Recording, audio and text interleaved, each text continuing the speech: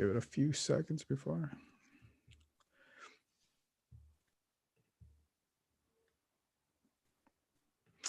All right, everybody. Welcome to another episode of the LA Soccer Hub Show. My name is Gio Garcia. I am your host. I hope you guys had a great weekend this past weekend. I know I certainly did. I watched a little bit of US Men's 23. My bracket broke. I rode my bicycle to the beach. So I had a great weekend, But here to help me talk all things LA Galaxy, we got Alicia Rodriguez. Alicia, how you doing? I'm doing pretty well.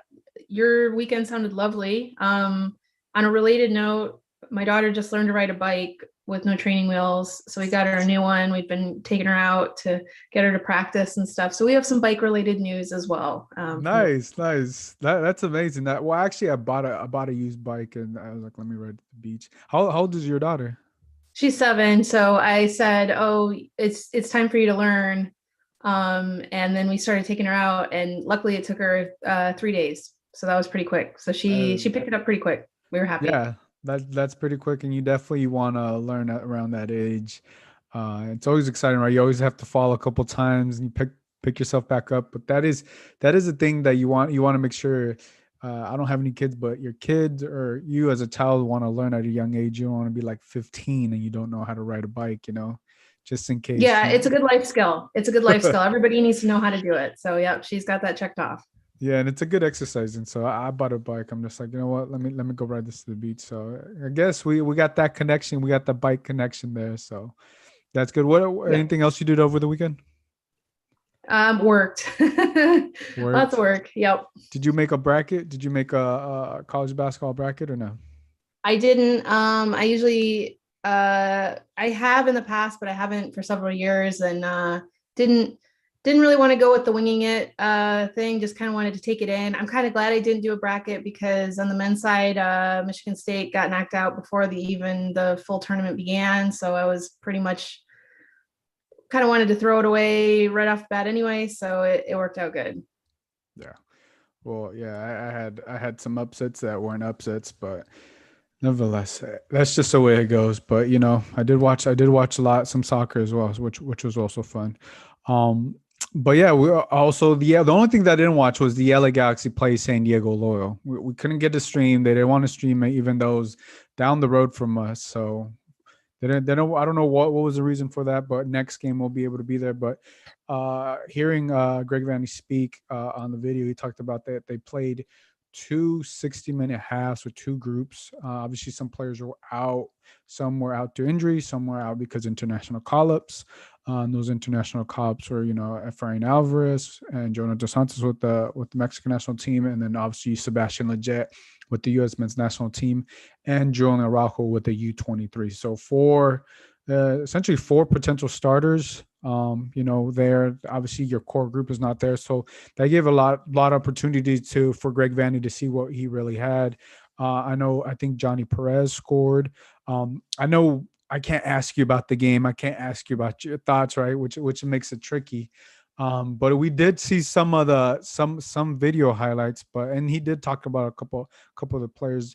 I don't know if you saw the video, but what did you take from what Greg Vanney said in that press call, I guess, after the game? Yeah, the game was I think a good test for the team, because one thing that I thought coming in, San Diego had, I think, fairly close to a full strength lineup for them. They had a pretty strong group out there.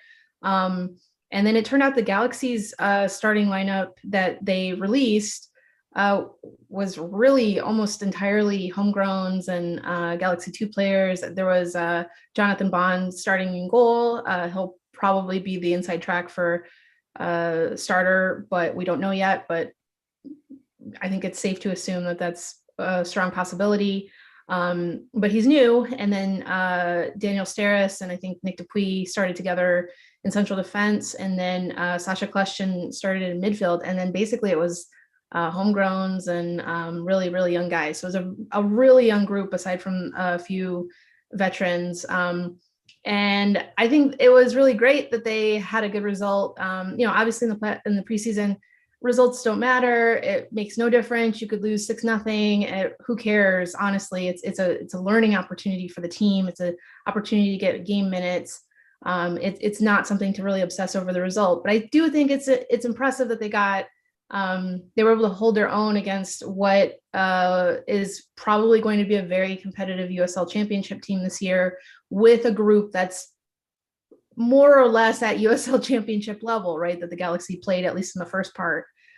So in that regard, I think that it was a promising showing. And then the video that we saw of the goal that Jonathan Perez scored, what was really impressive was Mauricio Cuevas dribbling through 2/3 of San Diego's lineup. I mean, it was honestly a pretty incredible play to watch him run and run and run and run through the defenders over and over again before he set up Perez, who kind of had a pretty easy goal off the back of all that work that Cuevas put in. So I really think that Cuevas is making a case to get a first team contract. I don't know if he's going to get it before the season starts, but I think it's he's showing promising things, and that's all you can ask for from a young player. Yeah, and I mean, you talk about the possibility of him getting a shot, with all these players, specific a defender, right? The LA Galaxy are going to be without Julian Araujo. If they move on, if the U.S. men's national team beats Mexico, I think it's only one CONCACAF team that goes, or is it two? No, so it's not this next game. We're moving ahead, but in Olympic qualifying, it's not the next game. It's the following game that's the big one, which is the semifinal of the tournament. They won't be playing Mexico. They'll be playing one of either Honduras, Canada, probably Honduras or Canada, most likely, although that game is there's a game still going on right now.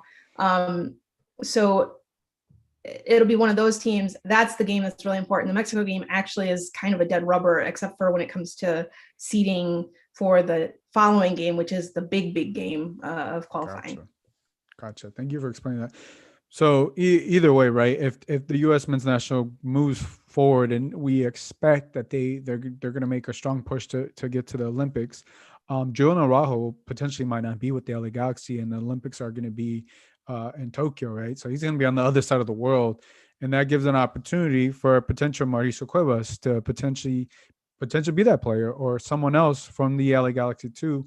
Obviously we're not going to know. I'm going to go to the game on Saturday and have a better eye of, these younger guys, or these LA Galaxy 2 players, obviously playing against other MLS competition now, against, New England Revolution.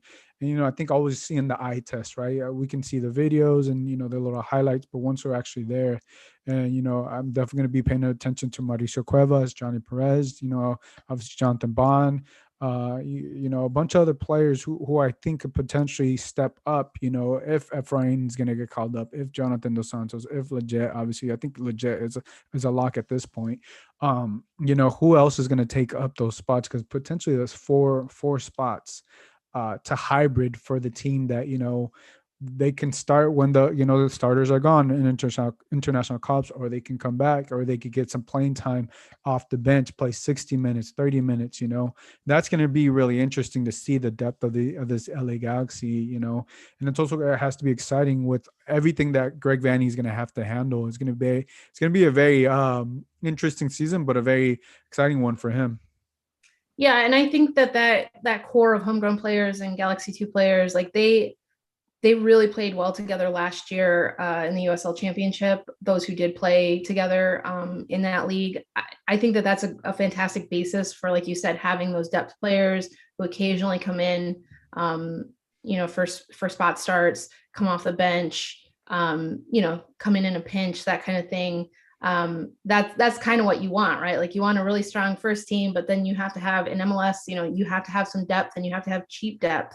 And this is like the best way potentially to get that. So if it comes together, I mean, the floor of this team is already going to be substantially better than it was last year. Yeah, and that's what you want to see, right?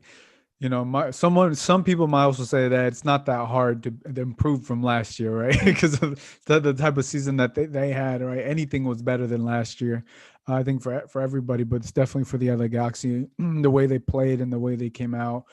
But it's good to have some of that talent that is getting these opportunities, and they're going to be able to play like we talked about last podcast, 7 preseason games, which is it's going to be great. For the Galaxy 2 guys and for Greg Vanny and everybody around. Um, now I want to talk about the U.S. men's 23. Like I said, Joe Araujo got called up. He got the start against the Dominican Republic yesterday. They ended up beating them. They ended up smashing them towards the end. I only watched a little bit. Did you get a chance to watch the game? I watched a little bit too, but I didn't get to watch the whole thing because we were enjoying our weekend. So Same, we same, yeah. we didn't see the whole thing. But yeah, it seemed like the US kind of struggled. And then once the dam broke around the hour mark and they scored the first goal, it was kind of over from there. And then they poured it on late. But yeah, Araujo got the start. He came off the bench in the first game, got the start in this one. I imagine that Jason Kreis is going to be continued to rotate his lineup a little bit, but I don't think that from what I saw, I don't think Araujo did anything to, take him out of contention for starting in the future. So I think it was a good shift. Obviously they got the shutout. So, he did his basic job in that regard. And they have qualified for the knockout round. So they have, like we said earlier, they have a kind of a dead rubber group stage game against Mexico, which will definitely be a good tune-up, but actually isn't that important in regards to Olympic qualifying itself. And then the following game is the semifinal round. That's the one that if they win, they're in the Olympics.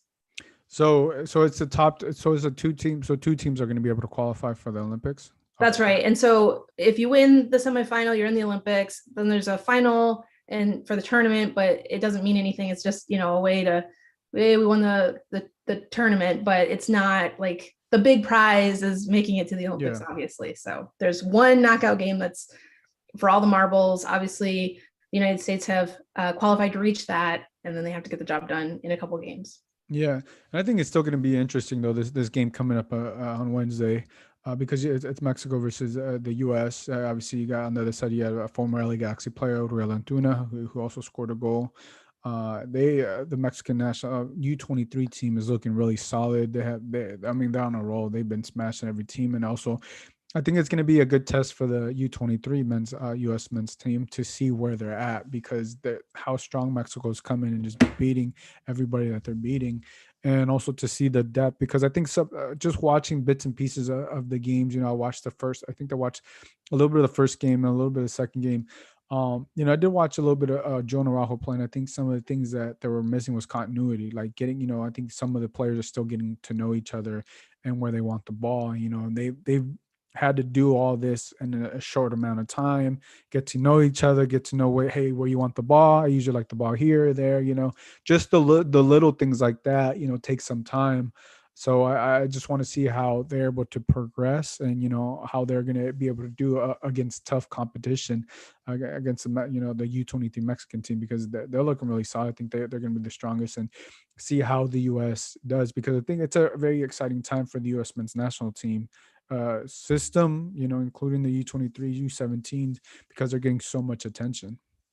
Yeah, you're absolutely right. And, it's not to say that this game isn't important at all. It's just kind of in the qualification, picture. Mm-hmm. It's not as important, but it is, of course, an important game. And I think for me in the group stage, we saw a different kind of game for each match. So in the first one, they were up against Costa Rica. The U.S. was favored, but I think it was kind of a pretty close game, right? Like Costa Rica could really take them. And of course, the scoreline ended up being 1-0. So it was a close game. Second game was against Dominican Republic. I think the program, they're actually finally starting to put something into the program. So that team is probably going to improve considerably over the coming years if they can continue to follow through with that development and actually putting resources into, building a good program and that kind of thing. But they're minnows, right? Like, frankly, the U.S. should have beat them by a huge score, which is what they ended up doing. Mexico is going to be favored against the United States. So this is going to be a different opportunity for the U.S. to say, okay, so how do we change our approach? What do we stick with? Like, what are we going to say is a core value for our style of play in this scenario? And yeah, like if the United States got beat 5-0 in this game, they're probably going to feel pretty bad going into the big one that they must win. So yeah, you want to put in a good showing. you don't want to be embarrassed, right? You want to try to see where you stack up. And I think if they win, it kind of goes the same way, right? Like if the United States beats Mexico, they can't waltz into the next round and say, well, we beat Mexico, so obviously we'll beat anyone, right? It's the same idea. You have to kind of treat each opponent with respect, but um, yeah, it's a good litmus test before you reach that key game against the best team in the tournament. Yeah, I think it's going to be exciting either way. Definitely, if you're the U.S., you definitely don't want to get beat. If you're Mexico, you definitely don't want to be get beat because you're out at home. Right. So that obviously it's a home field advantage, and I think they're down in Guadalajara. So there's fans there too, which is pretty cool to see. I think it's just exciting, for a player like Julian Araujo. For a lot of these players, are playing in the MLS, even Dominican players, even some players that are in the Mexican U23s have played, and some players are getting looked at for the MLS. So there's a lot of ties into that. So which I really like, and also like you mentioned, you were talking about Dominican team. I mean, they looked really solid for the first 60 minutes, and it looks like that they just put more resources into there. They definitely go some talent with that. And there was a player that plays for Inter Miami. I think it was their striker or he's a forward. He was looking good. I think it was just the U.S. men's national team had too much. But also a couple other players that got called up for the LA Galaxy on the Mexican national team. We got Efrain Alvarez and Jonah Dos Santos, and that's going to be very interesting because and to add to that, the Mexican national team also released a pink kit. I don't know if you saw that. Yep. They promoted that. I mean, it looks pretty cool.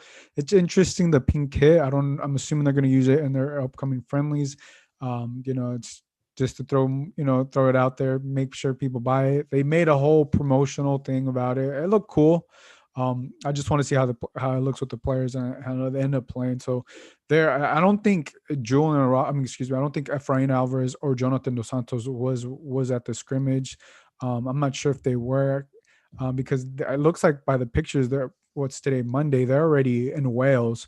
So I'm assuming either they took a flight on Sunday, um, they potentially played Saturday. I'm not sure, but I mean, they already got photos of themselves with Efrain Alvarez and Jonah Dos Santos out there. Do you know if they were able to play? I have no idea.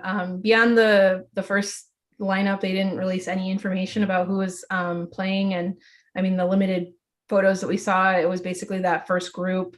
At first, the Galaxies, the first 60-minute period, they were like, "We won, game's over," and then they ended up playing another 60 minutes, and then I Yeah. was so confused for like an hour because San Diego was like, "Oh, our player scores. Oh, Galaxy score." And I'm like, wait, the Galaxy said that this was already over. Like, what's going on? And, eventually kind of figured out what happened. But yeah, so I don't know who all played, but I'm guessing based on the youngsters that started the game, it was probably a pretty youngster heavy lineup. And I'm guessing probably the internationals didn't feature, but I don't know for sure. Yeah, so I have a feeling that Jonathan Dos Santos and Efrain Alvarez didn't play just in case of an injury. You definitely want to let Efrain Alvarez at least get into the game with the Mexican national team, so that way he wouldn't get injured. So I don't think he played. And they got two games coming up. They got a game on Saturday, March 27th versus Wales, and another game on Tuesday, March 30th versus Costa Rica. And this is where Efrain Alvarez is essentially going to get a shot with the Mexican national team. Is also going to be able for both parties to see where they're at. If the Mexican national teams does really see something in Efrain Alvarez, and then they think that he could potentially be a key piece, where that means coming off the bench or potentially getting a start down the road, or this just may means like what we saw. Each party got to see what they saw, and maybe they didn't like it. So he doesn't get cap tied. I think he gets cap tied after he plays three games with the national team. I think that's what I was reading. So he's not cap tied if he plays these two games. He still has the option to opt out and go with the men's national team if it doesn't work out for him. So I'm really gonna see how Tata Martino plans on using Efrain Alvarez and what Efrain Alvarez does with that opportunity. Yeah, I mean, I think this overall, the overarching thing is that this is part of the recruiting battle between the United States and Mexico. And Part of it is the same thing that the United States did when they called up Efrain to the January camp. Come on in, check it out, see what you think. Let's see what the fit is like, that kind of thing. And a lot of that is kind of, I don't know if it's exactly the same as like a big time football or basketball recruit into college, but I imagine some of the similar trappings come with it, trying to really appeal to the player. Hey, look what we got, this is so much better than anybody else in the region, wink, wink, that kind of thing. I wouldn't be surprised if he plays, although I think there's a chance that maybe he won't play. Like, I think probably if he did play, it'd be off the bench and just give him a little run out, see how he does. But I wouldn't be shocked if he is just brought in to train. And, like Martino doesn't strike me as a coach who is a real taskmaster, but I also think that he's somebody who definitely wants to, give opportunities to players who deserve it. And I'm not saying that Alvarez doesn't deserve it, but he may say, okay, look, this time, no pressure on you. We're just bringing you in for training, be around the squad, see how it goes. If we all feel good about it, and it seems like you're doing really good in training, seems like you start well with your club, maybe in June, we'll give you a run out, that kind of thing, if you want to come back and if it works out for everybody. I wouldn't be shocked if that's a scenario too. So we'll have to see how it goes. But yeah, I mean, I think it's an exciting opportunity for him. We'll have to see how he takes advantage of it now and then down the line. Yeah, I think I do see him playing. I think I potentially even see him starting. I mean, they're going to go up against Wales, which is, I mean, Wales is not that big of a club or big of a, I don't know. I've seen Wells play a couple times. No disrespect, but I think Wells would be a good game for Efrain Alvarez, to kind of get his feet wet. And then obviously they got Costa Rica. We know how strong Costa Rica really is. And I think if just me thinking, if you're Tata Martino, okay, how does he do with international competition at the highest level? Because I think that's where he's really going to gauge and see, okay, is the game too quick for him? Is it his fitness? Obviously, we know how he can do with the touch. Can he handle that pressure? And I think he's gonna get his shot because he also didn't get called up to the U23s, and I think this was part of the reason of him not getting called up for the Mexican U23s. And I think this is a really good shot for Efrain Alvarez to get tested by Tata Martino, get tested on the field, and for himself to also see, like, do I really belong here? Do what? And this could potentially elevate his game for the LA Galaxy to the next level if he has a great outing with the Mexican national team, because obviously we know he's been through the Mexican national team system since he was young. And I think when you're a young kid, obviously I can just speak about myself, but I was watching the Mexican national team as a young Mexican kid in America. I was watching the national team. That was always like a dream, like, dang, if I got to play for there. So I think this is a shot. Like, these two games is Efrain Alvarez's shot. And if he doesn't make it in these two games, I don't think the opportunity for Efrain Alvarez to play for the Mexican national team will ever. Oh, I shouldn't say it will ever be there. I think it gets harder if he doesn't have a good outing, because I think this is a shot. There's not that much competition because there's U23 players being called down. There's injuries, but I think this is a shot to impress Tata Martino and just go all out and have a great performance. Whether that means assists or score a couple goals, I think it's gonna be more on the assist side than when he puts the balls. Because if you're the Mexican national team, I think you also got to look down the line, down the future, because if Irene Alvarez, for whatever reason, goes to the men's national team, that's a player that you don't have, or he stays with the Mexican national team, that's a player that the U.S. men's national team doesn't have either. It's a little bit of both. Yeah, you make good points. And I mean, one of the things that is a concern for Mexico at this point is they've had a strong core of players, but that core is aging and they're getting older and older and older. And they're not, I mean, aside from a few of the stars that are in Europe, they're not really kind of turning over the group as much as I think they probably would like to. And so this is a good opportunity for him potentially to, stake a claim and see what he can do. So yeah, we'll see what happens. Yeah, I think we're gonna have to see what happens. So we're hoping the best for him. So moving on. So we got also Sebastian Lejet. He's gonna be gone. So Thursday, the men's national team on Thursday, March 25th, they play Jamaica. It looks like they play in Austria, and then they also got a game on Sunday, March 28th. Versus Northern Ireland, and that game is in Ireland. So it looks like they're gonna be doing a lot of traveling. There's gonna be a lot of European players, European-based players there. Like Gio Reyna. I think Christian Pulisic is going to be there. So it's really interesting to see, Sebastian Leget's longevity with the U.S. men's national team, where he was. I feel like he was at the top, then that injury just brought him down, and then now he's been able to work his way back up to the men's national team, and after that horrific injury, and I think hopefully this is also another thing that can elevate his game to the next level for both Greg Berhalter and Greg Vanny. Yeah, it's interesting because I mean it's only been friendlies, but Lejet has been called up what every single time the last I think four call ups, and he's the only player who's gotten called up every single time. I think he's the only MLS based player that's called up for this round of friendlies. There may be one other player, but if not, it's only him. I think that's pretty notable. I think that clearly says to me that Greg Berhalter thinks that he has something that nobody else in the player pool has, and he needs him around. He needs him to, be on the field, be in the locker room. I think he's going to play major minutes in these games. He seems to be kind of a key guy right now, and I know that the player pool is expanding. We have a lot of exciting players playing abroad right now and breaking through in some really big teams. But Lejet really seems to be like, one of the first names on the team sheet. And I think it's going to continue to be that way.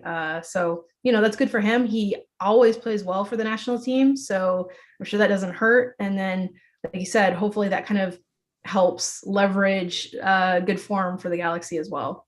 Yeah, no, there's two. I think there's two things with Legit. Obviously, Greg Berhalter really likes his game, but I think also he's a veteran. When he goes into such a the men's national team, which is kind of shocking to say a little bit because Legit's still kind of young, I guess you would say, but like they're the guys that are coming in and are playing in Europe and Dortmund, and Chelsea are a lot younger than him, Right. and I think you need some of that veteran leadership there. And I think, obviously Legit is that guy for the U.S. men's national team. I wouldn't be surprised if he ends up being the captain for the men's national team, or it could be Christian Pulisic, but I think just the veteranship, everything Leget's been there, and obviously he keeps getting called up.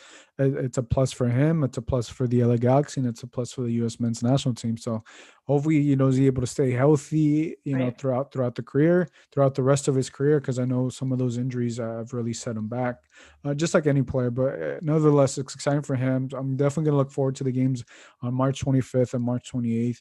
A lot going on here now that the season is about to start. Too. And we also have a game with the LA Galaxy like this Saturday too. So there's just games going on everywhere.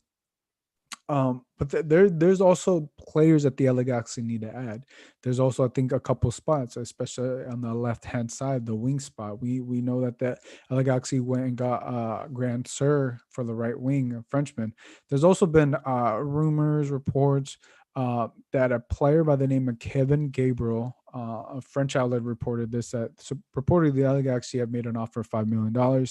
I've reached out. I haven't gotten any confirmation just yet, but this makes sense because I think you're about like three weeks away from the season to start. Christian Pavon's situation has not been resolved. I think they're in the courts. I don't really want to talk about the Christian Pavon situation, but that's still not resolved. And and I think if you're at the point, if you're the Galaxy, you gotta still looking elsewhere. So I think Kevin Gabriel, Cabral, I don't know if I'm pronouncing it right, is the backup option, and for $5 million is not bad. It's not bad. I watched a little bit, but I can't really tell too much. But on another note, you're gonna potentially have two French wingers on the right Right. and left hand side, which makes it interesting. Well, and then they've had success in the past with Roman Alessandrini. Yeah. He was a beloved figure. So I guess go back to that well and hope for more success from there. But Cabral plays for Valenciennes, which is in the French second tier. They've been kind of going back and forth between Ligue 1 and Ligue 2 for the last few years. I think he's 21, so he's really young. So if they're paying $5 million for a 21-year-old, to me, I know that Vanny's been saying they want to get core guys in who are going to stick around for a long time. To me, that means that they either think he's going to stick around for a long time and be a real key piece, a key starter for a long time with the team, or they want him around for a few years and then be able to flip him back to Europe and, a few years down the line for a profit. So, we haven't seen the Galaxy get into that market so much. Being a selling team, they've been signing all kinds of homegrowns, but they've also lost a slew of potential homegrowns to being able to sign for free abroad. If they sign a player like Cabral, potentially, he really works out for them. Maybe they'll, kind of get involved in that market and start, getting engaged, selling players on in the future for a big price and being able to fund and finance their team that way.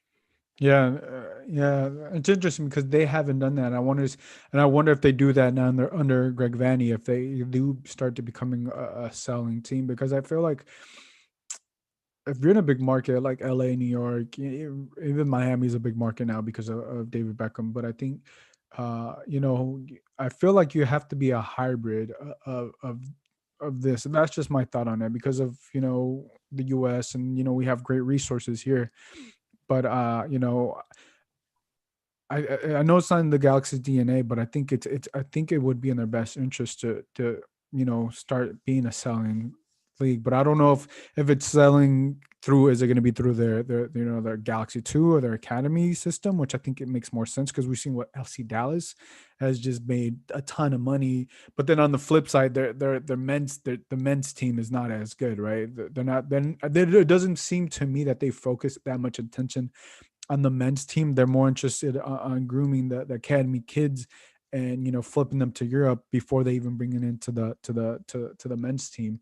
So I'm very interested to see what the LA Galaxy does within these next couple of years, because they've signed a couple players to the first team, which we assume are going to play on LA Galaxy too. And I think the reason why they signed them to the first team is if they do get interest and they do get offers, LA Galaxy is able to keep all that money, which makes sense, right? But are they going to be able to step foot in an LA Galaxy jersey, playing for the actual men's team, so I think that's going to be very interesting.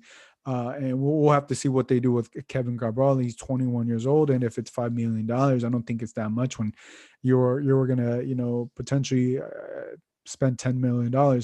I think right now this is still a backup plan if the Pavone situation doesn't work out. But I think the Galaxy, I have a sense that they're going to try to hold out as long as they can to try to get Pavone in. And if they don't get Pavone for whatever reason, or it goes longer than the start of the season, it looks like Kevin potentially may be their guy.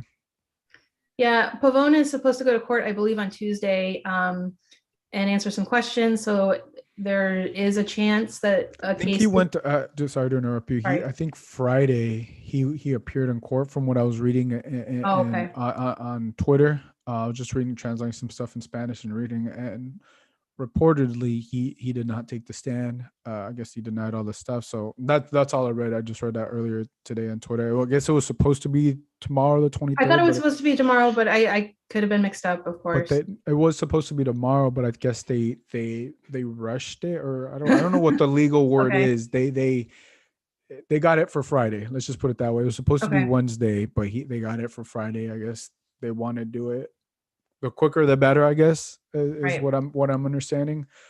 So Friday. So I don't know what's gonna happen. I don't know when there's gonna be a decision. Right. And I don't know. It could be in a week. I don't know how the courts work in Argentina. I think once that decision comes down, I think that's what makes it so tricky, right? The Galaxy, like I said earlier, I think they're gonna wait to the final second, and then if they can't get it done, they're gonna pull away. Yeah, and if the case isn't dismissed quickly, on Pavone's part, I mean, on the bright side, if they have a backup move or two lined up, I mean, the transfer window isn't open, right, in Europe right now. So like they don't they don't have to get the deal done right away, right? Like the player could be playing for his club team now, and then they could come to a deal at the end of May and have it all squared away, or they can agree in principle now, and then actually finish the deal before the primary window here closes in the summer or something like that. So there's some flexibility to work with right now, but yeah, I mean, I guess if they went early to court and the judge didn't summarily dismiss the case, which doesn't sound like that's happened, then that's not great news for Pavone's case and for the Galaxy trying to get this resolved quickly. So I would not be shocked if this continues to rumble on and on. Yeah, yeah, and I think if they, I mean, having an open DP spot, I wonder how the fans will react to it, and also how much pressure they'll get to make a decision, right? Because 3 weeks, right? The April 17th, 18th. How this team is going to look. I mean, you can get an NL Galaxy 2 player to get that, or you can already sign Gabriel or Kevin Cabral. If they sign him, I think, when you spend if that's what it's rumored, $5 million. Um, if it's $5 million, then I don't think you're gonna want to buy Pavone for $10 million. That's gonna be 15, unless you want to spend $15 million on two players. I don't. That could be the possibility, but I don't know. I think if they sign any winger or left winger, depending how much money it is, if it's a TAM winger, then it makes sense, right? If they sign a TAM winger for 600,000, then okay, I think they still can get Pavone. But I think when you start getting in the millions, then I think that's when it gets tricky. And I don't think Pavone will come if they sign a DP type player. Yeah, I mean, we'll have to see. I also think that the Galaxy are going to get a lot more of a grace period if they start the season well. I mean, if they lose their first three games, people are going to be panicking and they're going to be like, "Oh, why didn't you sign anyone already?" If they're 2-1, 3-0 to start the season, they're going to be like, "Hey, yeah, don't worry about it, man. We're good for now. We're rolling. Yeah, yeah, yeah. Chicharito scoring, all's good. Don't worry about it." So, I mean, I think that the results will obviously play a hand in how people respond to the Galaxy's roster moves. But I mean, that's obviously a risky position. But I mean, in some respect, they may not have much of a choice here if they're really dead set on bringing Pavone back to the team. Yeah, I think we just have to keep an eye on it and see how long they're able to hold out, essentially, hold for Pavone, because they got games coming up. I think you also want to build some of that continuity with them, but obviously they got to get that legal situation down. So let's talk about this week. So the LA Galaxy this week, they're going to be training this week, and they also got a press call scheduled for Thursday at 12:30 p.m. So we'll both definitely be on that. And then Saturday is a game versus New England Revolution at 7 at the Dignity Health Sports Park. So I'm going to be there. Will you be there? I will not. I'm not vaccinated yet, so I'm going to wait until I am vaccinated. But it's supposed to be streamed on Spectrum Sportsnet, so everyone should be able to watch this. I don't know if they're going to have all the camera angles, but usually for these they have Joe Tutino and Kobe Jones on the call, so we should have something approaching a normal game call for this one. Yeah, I mean, you can still watch it from home. There's nothing wrong with that. And I think also, I mean, Joe does such a great job, calling the games, and when he scores, and when he does his thing. So I like it. Yeah, I'm excited to see them. Just to see, like I said earlier, the eye test of what these young guys have, and I actually had to see how the LA Galaxy look under Greg Vanney. I think that's what I'm most excited about, to see how he's coaching with them, how engaged he is, how he's with these players, how they talk. And obviously, four players aren't going to be there, but this gives an opportunity for a lot of those youngsters, if they want to make this first team. This is their time. And then they're also going to have not just these two games this Saturday, the 20th, but also next Wednesday, the 31st. At home, and then they head on to Tucson. So lots of games going on for the LA Galaxy. What are some of the players? I know you have had asked Greg Vanney about the LA Galaxy 2 players, but what's some of the players that you've been keeping your eye on? Well, I mean, the big one is obviously Chicharito, and everybody wants to know how he's doing. But I mean, I do think that it's going to be interesting to see him in game action and see if he looks any different, if he seems like he's kind of more on the same page with his teammates now, if it seems like the style of play is more suited to his strengths. He's obviously a player that I am looking forward to seeing. I mean, you mentioned going to a preseason game and having the eye test. I did that last year. The doubleheader that the Galaxy ended up playing against the Fire. That was a really interesting game because it basically showed us what was on tap for the rest of the season, right? Like the team really seemed out of sync, and they honestly never got back in sync over the course of the season. So, for me, that was kind of an omen of what was to come. Chicharito kind of not being on the same page with his teammates, and nobody could get him the ball, and just struggling real, mightily all night. And that's kind of how the season turned out to be. So it doesn't always go like that, but in that case, it certainly did. Yeah, and I think also the signing of Victor Vasquez too, right? With Greg Van, I think that's one of the first things he talked about. He's saying, he's one of the smartest players, but he also knows how to read players' runs. When he also talked about maybe not getting the ball in the first run, but in the second run, and obviously that is Chicharito, right? Knowing when to put the ball in there and understanding to your point, right? Is who's going to get him the ball where he needs to have the ball in his feet, or he needs to have the ball outside the box, or let Chicharito go one on one. I think that's what is very interesting. Quickly here in the chat, we have TDM Riso. He says, "Do you guys think the players or the plays will play the young players? I think he's saying will play in the regular season. I'm assuming LA Galaxy two guys. Yes, I think that there's gonna be a lot of opportunities for the LA Galaxy two players to have a shot to play with in the regular season with the men's team. Now, depending who it is, I think there's going to be four opportunities that I think I can think off the top of my head, right? Where Lejet plays, where Jonathan Dos Santos plays, where Junior Araujo plays. And I don't know if Efrain Alvarez is a starter right now, but I think those are going to be the players where LA Galaxy two players are going to have a shot.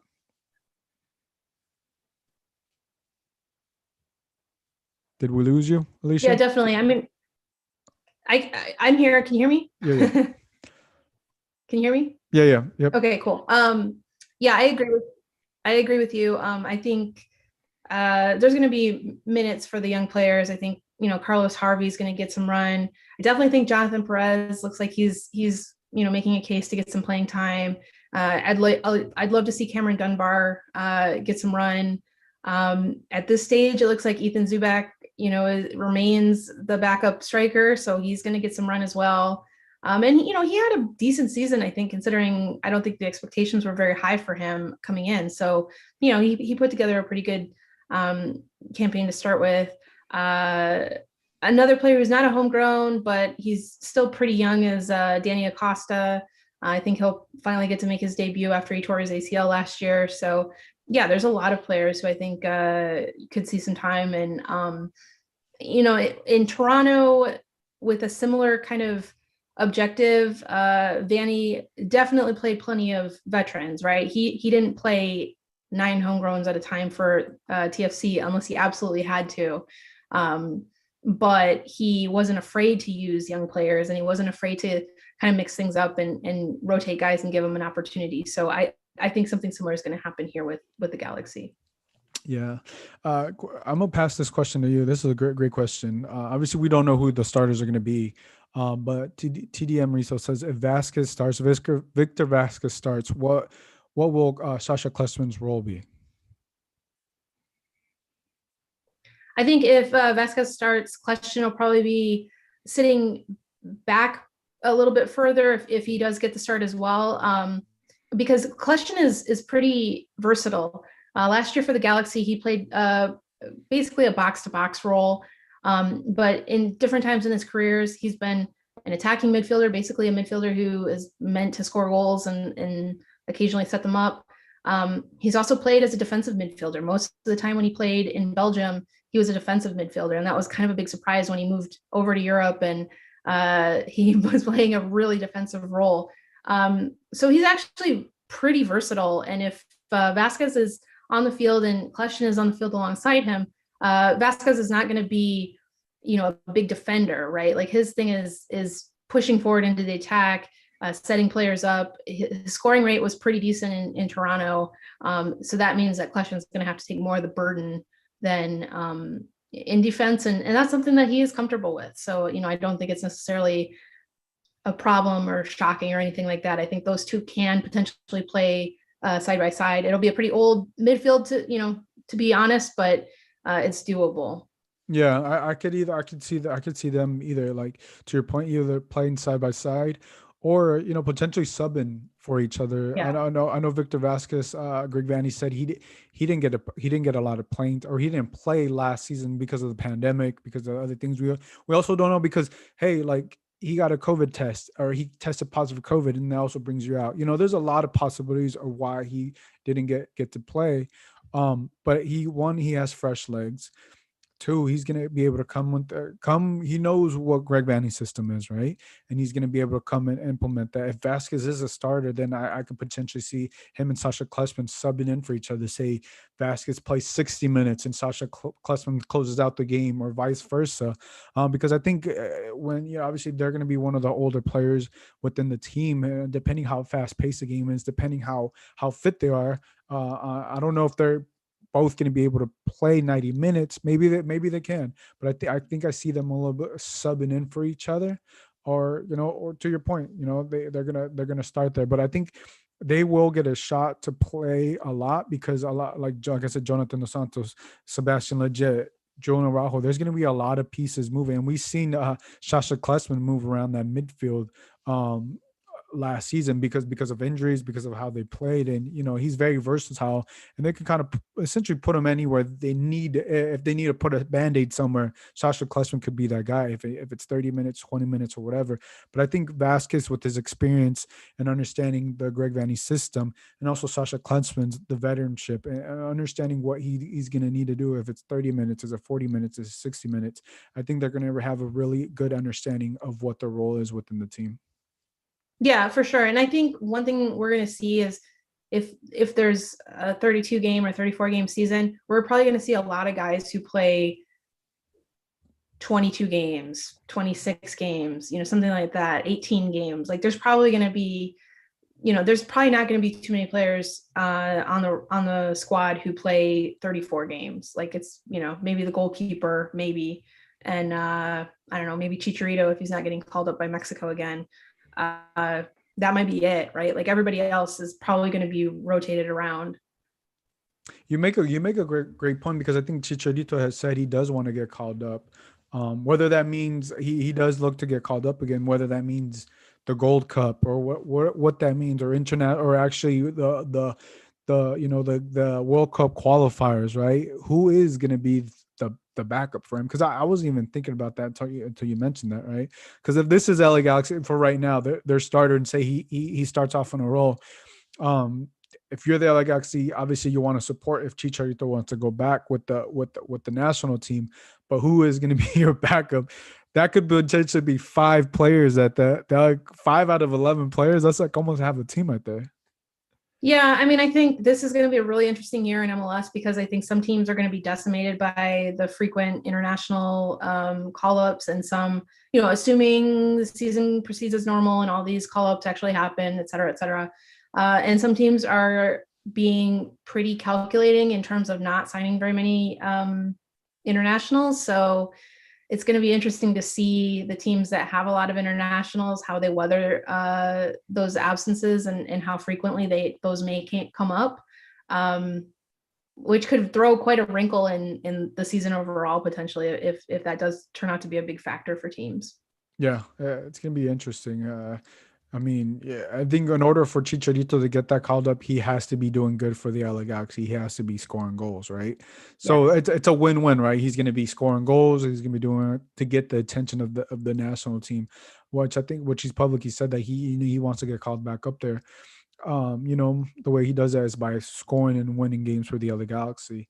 So, I mean, we'll have to see what happens to that. But I'm really looking forward to Saturday to see how the new look Chicharito looks. Obviously, we know how great he's looked, via Instagram and stuff. Now I want to see him how he actually looks good.